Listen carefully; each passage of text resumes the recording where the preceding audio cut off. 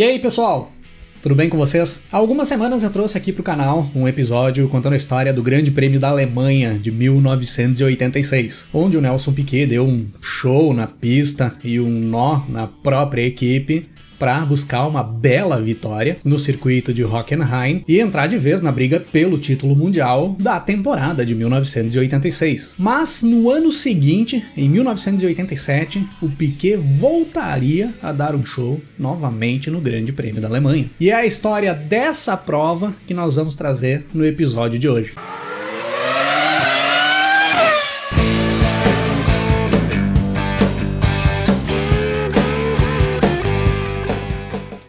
O Grande Prêmio da Alemanha de 1987 era a 8ª etapa do Campeonato Mundial de Fórmula 1 daquele ano, com data marcada para o dia 26 de julho de 1987. Quem tinha acompanhado o Campeonato Mundial de Fórmula 1 de 1987 até aquele momento e olhava para a tabela do Mundial ali na metade da temporada, diria que estávamos ainda no Campeonato Mundial de Fórmula 1 de 1986. Se em 1986 nós tivemos uma disputa apertada pela liderança do Mundial entre o Alain Prost, o Ayrton Senna, o Nigel Mansell e o Nelson Piquet, ali na metade da temporada de 1987 nós estávamos exatamente na mesma situação. O Senna com a Lotus era o líder do campeonato, com 31 pontos conquistados.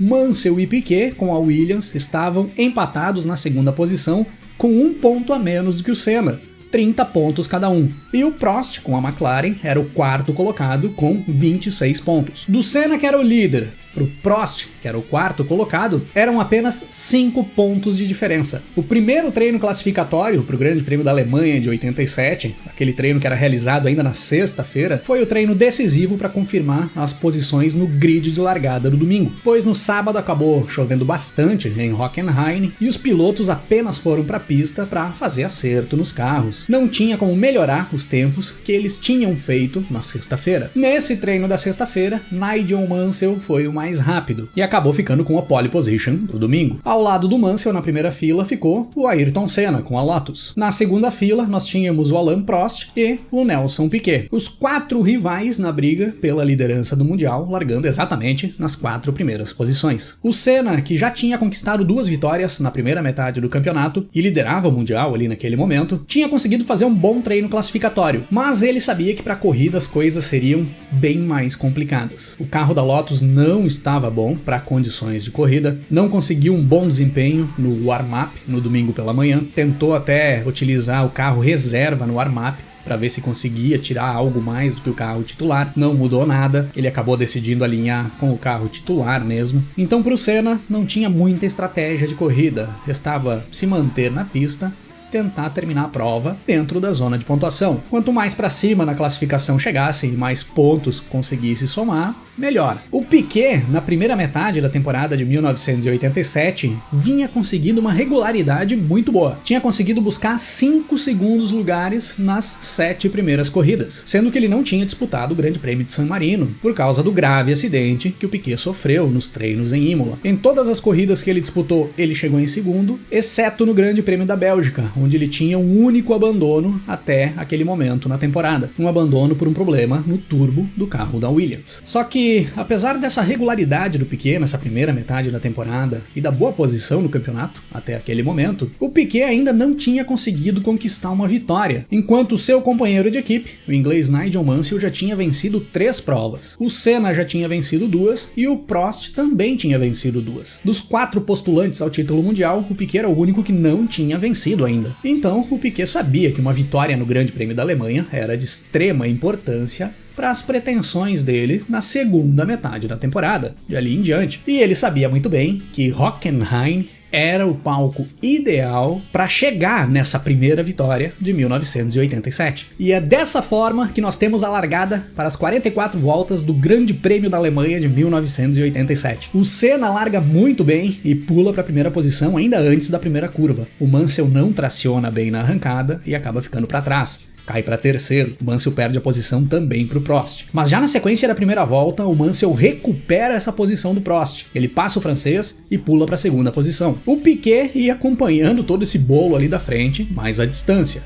ia só observando. Fechando a primeira volta, nós tínhamos o Senna na primeira posição, com o Mansell em segundo, o Prost em terceiro e o Piquet em quarto. Mas logo após cruzar a linha de chegada pela primeira vez, o Mansell vai para cima do Senna e faz a ultrapassagem, tomando a liderança do brasileiro. E ainda antes do final da segunda volta, o Prost também faz a ultrapassagem sobre o Senna e pula para a segunda posição. E na abertura da terceira volta, o Piquet também já faz a ultrapassagem em cima do Senna e passa para terceiro, jogando o Senna para quarto. Era gritante a diferença de desempenho da McLaren do Prost e das Williams para a Lotus do Senna, principalmente o desempenho em retas. O Senna não conseguia acompanhar os carros dos seus principais concorrentes e não tinha muito o que ele fazer. Ele já começava a ter dificuldades para conseguir segurar a quarta posição. O Michele Alboreto da Ferrari já começava a fazer investidas para tentar tomar a quarta posição do Senna. Fechando 5 voltas de corrida, nós tínhamos o Mansell na primeira posição, com o Prost em segundo, o Piquet em terceiro e o Senna na quarta posição. Os 4 pilotos separados por aproximadamente 1 segundo cada. A partir da volta 6, o Prost vai para cima do Mansell para tentar tomar a primeira posição do inglês. Ia rendendo muito bem a McLaren do Prost ali naquele momento, que tinha instalado para essa corrida uma nova especificação do motor Porsche, que aparentemente vinha dando bom resultado. E os dois acabam fazendo uma briga espetacular nesse momento da prova pela liderança da corrida. Até que o Prost consegue fazer uma bela manobra de ultrapassagem para cima do Mansell e toma a liderança. Nessa briga entre o Mansell e o Prost, o Piquet e o Senna também acabam se aproximando ali dos dois líderes. E os 4 voltam a ficar praticamente juntos na pista. A partir daí, o Mansell começa a forçar muito o ritmo para tentar retomar a liderança que ele tinha perdido para o Prost. E os dois líderes vão abrindo uma boa vantagem em relação ao Piquet e o Senna. Os dois brasileiros iam ficando mais para trás a partir desse ponto da prova. E as coisas vão se mantendo assim por um bom tempo no decorrer da corrida. Prost e Mansell andando tudo que era possível e abrindo uma boa vantagem na frente do pelotão. Piquet e Senna iam ficando mais para trás, iam fazendo uma corrida mais cadenciada. Era bem nítido que o francês e o inglês iam forçando bastante o equipamento na ponta da corrida. Na volta 18, iniciam as paradas para troca de pneus. O primeiro a parar é o sueco Stefan Johansson, companheiro do Prost na McLaren. Uma volta depois, para o francês Alain Prost e faz a sua troca de pneus. Após a parada, o Prost retorna para a pista na terceira posição, logo na frente do Senna. Chegando na volta 20, o Piquet faz a parada para troca de pneus. O Piquet para, troca os pneus e retorna para a pista na quinta posição. Mas ficou pouco tempo ali na quinta posição. Logo na sequência, o Piquet já passa o Thierry Boutsen da Benetton, que era o quarto colocado, e assume a quarta posição. Neste mesmo momento, o Mansell faz a sua parada para troca de pneus. Após a parada, o Mansell retorna para a pista na segunda posição, atrás do Alain Prost. Com metade das 44 voltas completas, nós tínhamos o Prost em primeiro, com o Mansell em segundo,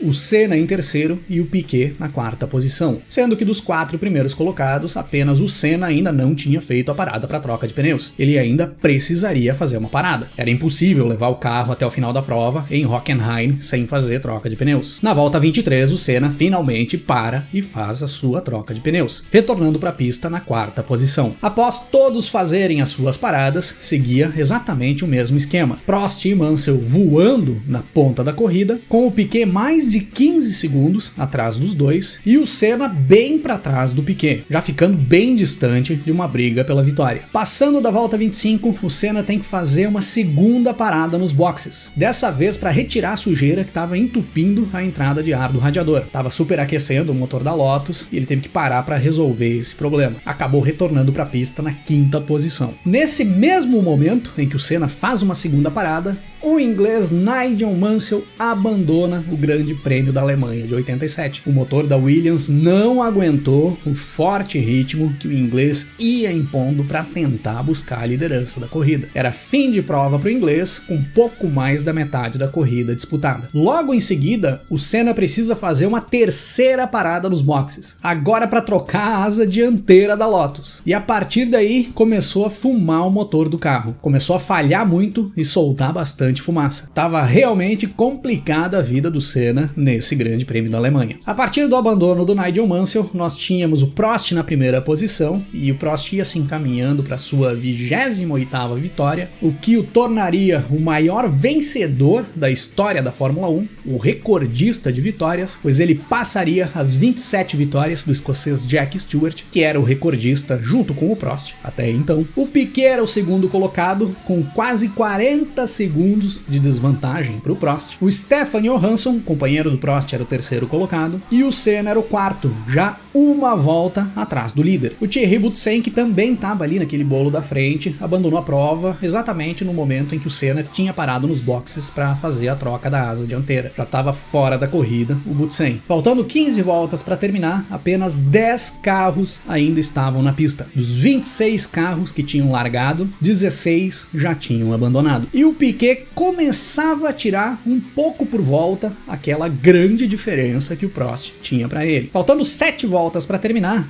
aquela diferença, que era de quase 40 segundos do Prost para o Piquet, tinha caído para 26 segundos. O Piquet já estava descontando de 3 a 4 segundos por volta essa diferença. Mas ainda era difícil imaginar que em 7 voltas o Piquet conseguiria descontar os 26 segundos a tempo de chegar no Prost para fazer a ultrapassagem e vencer a corrida. Faltando 5 voltas para terminar, a diferença tinha caído para 17 segundos. E com menos de 5 voltas para o encerramento da corrida, para a McLaren do francês Alain Prost, com problemas no alternador. Ia ter que ficar para outro dia o recorde de vitórias do francês na Fórmula 1. A partir daí, Nelson Piquet assumia a liderança da corrida para administrar a primeira posição, administrar o equipamento, com muita tranquilidade pelas últimas 4 voltas da prova, para cruzar a linha de chegada na primeira posição e conquistar a sua primeira vitória no Campeonato Mundial de Fórmula 1 de 1987. O Stefan Johansson, o companheiro do Prost na McLaren, cruzou a linha de chegada na segunda posição com o pneu dianteiro direito da sua McLaren estourado, praticamente sem o pneu. O Johansson cruza a linha de chegada só com 3 rodas, em uma das cenas mais inusitadas da história da Fórmula 1. E o Senna, com a Lotus em condições precárias, cruza a linha de chegada na terceira posição, consegue buscar um pódio ainda naquela situação. Apenas 6 carros chegaram até o final do Grande Prêmio da Alemanha de 1987. Dos 26 que largaram, só 6 aguentaram até o final da prova, sendo que o Senna chegou praticamente sem motor e o Stefan Johansson faltando uma roda. Com essa vitória, o Nelson Piquet, que acabou ainda dando uma carona para o Prost retornar aos boxes, pulava para a liderança do campeonato, com 39 pontos conquistados, com o Senna na segunda posição na tabela, com 35 pontos, o Mansell em terceiro, com 30, e o Prost em quarto, com 26 pontos. Era a primeira vitória do Nelson Piquet em 1987, e a arrancada para o que seria o primeiro tricampeonato mundial conquistado por um brasileiro na história da Fórmula 1.